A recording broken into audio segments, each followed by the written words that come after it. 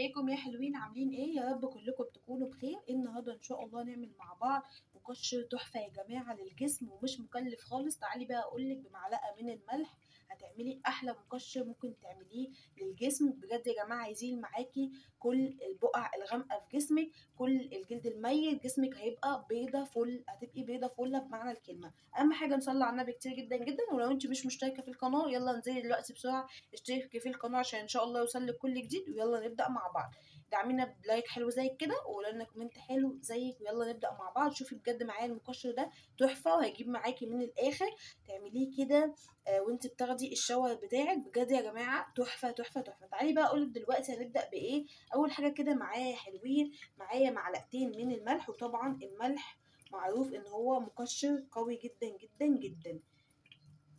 طيب معايا كده معلقتين من الملح. طبعا ما تقدري ان انت تزودي الكميه براحتك خالص.